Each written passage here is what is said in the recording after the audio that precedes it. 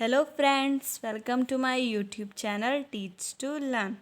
आज की इस वीडियो में हम बात करेंगे वेक्टर से रिलेटेड एक बहुत ही इम्पॉर्टेंट टॉपिक के बारे में, जिसका क्या नाम है, laws of vector addition.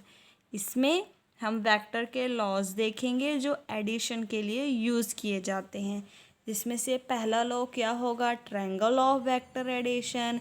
Second है parallelogram law of vector addition and third and last है polygon law of vector addition. ये तीनों ही triangle law of vector addition के थोड़ी आगे जैसे उसकी प्रमोशन नहीं कर देते हैं हम कि एक चीज़ को दूसरे में कन्वर्ट कर दिया। पहले ट्रायंगल है, उसके बाद parallelogram law of vector addition है, दो वेक्टर्स को एडिशन करने का अलग तरीका।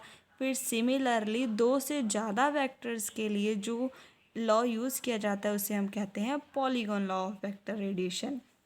और इसी के साथ साथ हमारे पास मैं लास्ट को आप में कुछ की पॉइंट्स भी बताऊंगी जो हमें ये बताता है, जो अगर हम किसी भी फिज़िकल क्वांटिटीज़ या कोई भी अदर क्वांटिटीज़ के ऊपर लगाएंगे तो हमें उससे ये पता चल जाएगा कि वो चीज़ वेक्टर है या फिर नहीं है।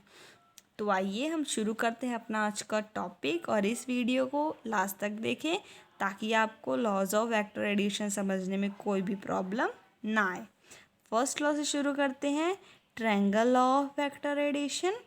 It states that if two vectors can be represented in magnitude and direction by the two sides of triangle taken in the same side। इसका मतलब क्या है कि ये ट्रायंगल ऑफ वेक्टर एडिशन क्या कह रहा है कि अगर दो वेक्टर जो कैसे रिप्रेजेंट हो रहे हैं, जिनका मैग्नीट्यूड भी है और डायरेक्शन भी है, और वो किस तरह रिप्रेजेंट कर रहे हैं, ट्रायंगल की दो साइड्स की तरह रिप्रेजेंट कर रहे हैं और उसे सेम ऑर्डर में लिया हुआ है, then the resultant is represented completely by the third side of the triangle taken in the opposite angle। अगर दो वेक्टर्स दो साइड्स की तरह एक्ट कर रहे हैं ट्रायंगल की, तो जो उसकी थर्ड साइड होगी वो किसकी तरह एक्ट करेगी, रिजल्टेंट की तरह एक्ट करेगी। और जो रिजल्टेंट होगा वो उस ट्रायंगल के बिल्कुल ऑपोजिट ऑर्डर में लिया होगा।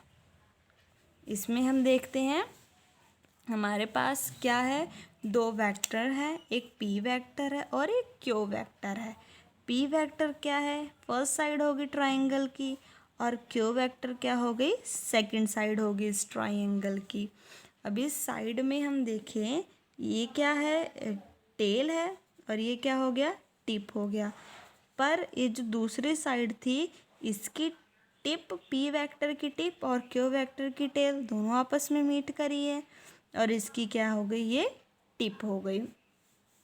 पर जो रिजल्टेंट है वो क्या है, इन दोनों वेक्टर के बिल्कुल ऑपोजिट साइड पे है, तो ये क्या हो गया, रिजल्टेंट। रिजल्टेंट क्या हुआ, R is equal to P vector plus Q vector. और रिजल्टेंट हम उसे मानेंगे, जैसे यहाँ पे देख सकते हैं इसकी दोनों की दोनों क्या कर रही है, टेल टेल मीट कर रही है, और इधर क्यू वेक्टर और आर वेक्टर की दोनों की क्या कर रही है, टिप टिप मीट कर रही है। जहाँ पे ऐसा दिखे वो क्या होता है, उनका रिजल्टेंट होता है। जैसे मैं आपको एक और चीज़ बताना चाहूँगी, ये क्या है, एक वेक्टर है, ये दूसरा वेक्टर है, ये तीसरा वेक्टर है। अब इसमें से आप बताएं रिजल्टेंट कौन सा हुआ, बताइए।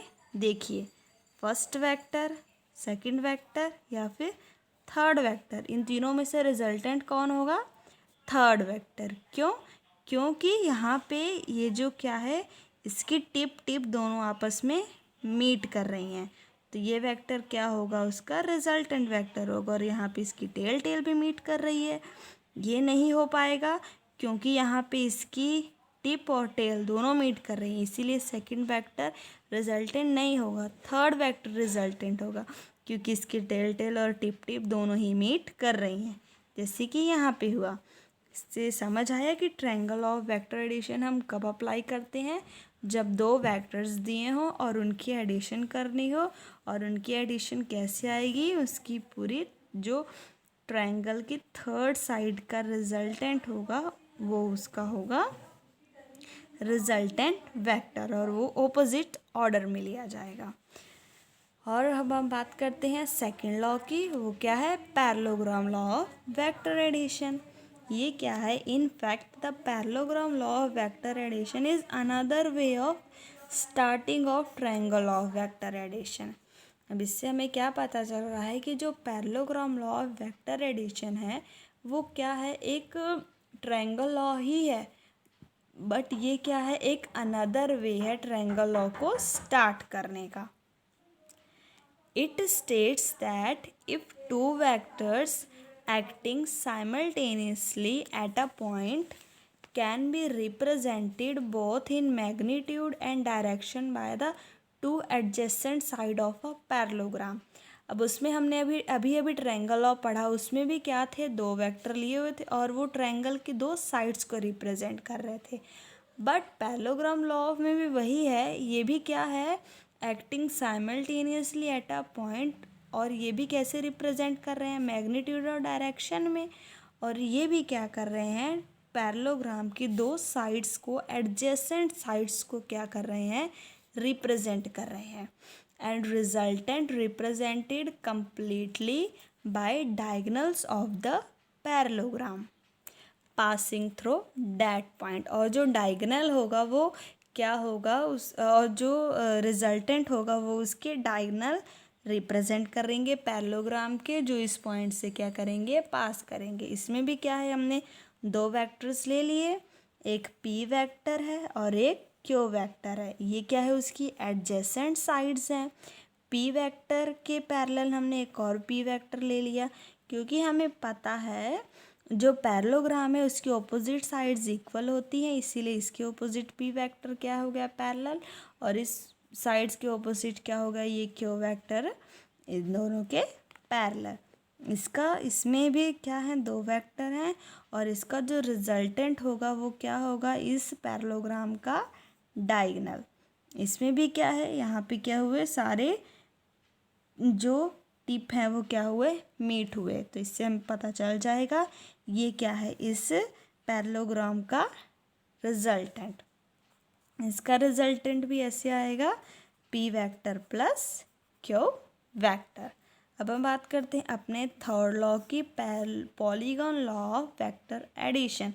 Polygon law of vector addition भी ट्रायंगल लॉ को ही रिप्रेजेंट करने का अनदर वे है, और इसे अब हम तब अप्लाई करते हैं जब क्या हो, मोर देन टू वेक्टर्स को ऐड करना होता है, तब more than two vectors are in addition, जब हमें उन्हें एडिशन करना होता है तब।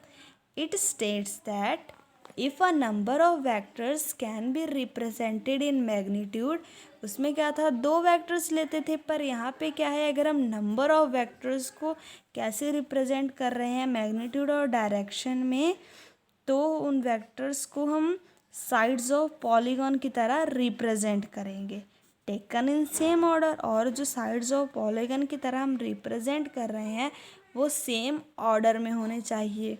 then their resultant is represented in magnitude and direction by the closing side of polygon taken in opposite order। तो जो रिजल्टेंट आएगा वो भी क्या होगा, मैग्नीट्यूड और डायरेक्शन की फॉर्म में ही आएगा। उस पॉलीगॉन की जो क्लोजिंग साइड होगी, और जो क्लोजिंग साइड होगी वो क्या होगी, ऑपोजिट ऑर्डर में हम लेंगे, वही क्या होगा, उस पॉलीगॉन का रिजल्टेंट। जैसे कि हमने यहाँ पे कहा ही है कि नंबर ऑफ़ वेक्टर्स लेंगे, तो हमने A B C D number of vectors ले लिए हैं, और फिर हमने क्या किया, इस ए बी सी डी इन सभी वेक्टर्स को पॉलीगॉन की सेम ऑर्डर के साइड्स में हमने रिप्रेजेंट कर दिया।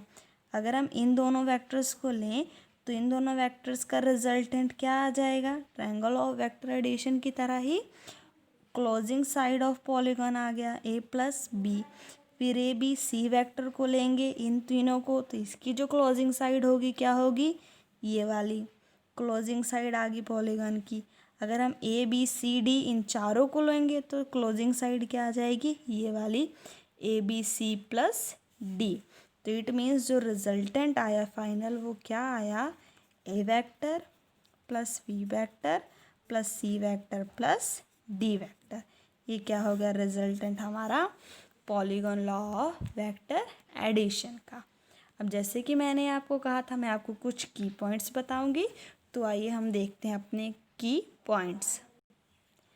हमारे की पॉइंट्स हैं वेक्टर्स से रिलेटेड, जिसका फर्स्ट की पॉइंट क्या है, जो एडिशन है दो वेक्टर्स की वो क्या करेगी, कॉम्यूटेटिव लॉ ओबे करती है।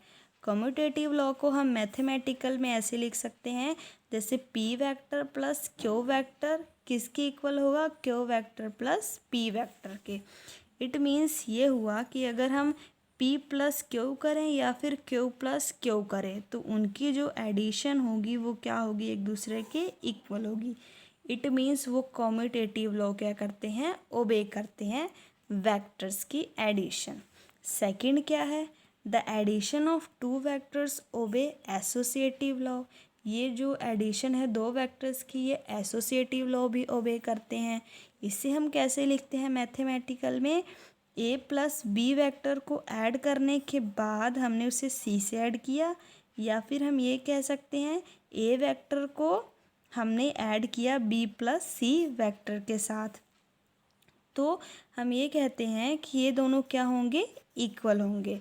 इट मीन्स हम ए प्लस बी वेक्टर को इकट्ठे ऐड करने के बाद चाहे सी से ऐड करें या फिर बी प्लस सी इन दोनों को ऐड करने के बाद ए से ऐड करें, इन तीनों का जो टोटल एडिशन आएगी वो क्या होगी, एक दूसरे के इक्वल होगी।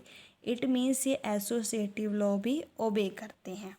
थर्ड पॉइंट है, a physical quantity may possess both magnitude and direction. Physical quantities होती हैं कई जो जिनकी मैग्नीट्यूड और डायरेक्शन दोनों होता है, बट स्टिल हम उन्हें वेक्टर कंसीडर नहीं करते। क्यों, क्योंकि for a physical quantity to be vector, physical quantity का वेक्टर होने के लिए ये ज़रूरी है कि वो कम्यूटेटिव लॉ ओबे करे। मैंने आपको शुरू में कहा था कि मैं आपको एक ऐसी टिप बताऊंगी जिससे हमें पता चल जाएगा कि फिजिकल क्वांटिटीज़ वेक्टर हो सकती हैं पर होती क्यों नहीं है। क्यों, क्योंकि फिजिकल क्वांटिटीज़ का वेक्टर होने के लिए कम्यूटेटिव लॉ ओबे करना ज़रूरी है, ये वाला लॉ।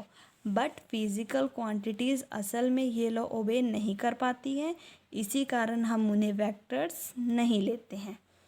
तो ये हो गया आज के हमारे इम्पोर्टेंट की पॉइंट्स। उम्मीद है आप लोग को वीडियो अच्छे से समझ आ गई होगी। वीडियो पसंद आई हो तो इसे लाइक करें, मेरे चैनल को सब्सक्राइब करें। Thanks for watching my video.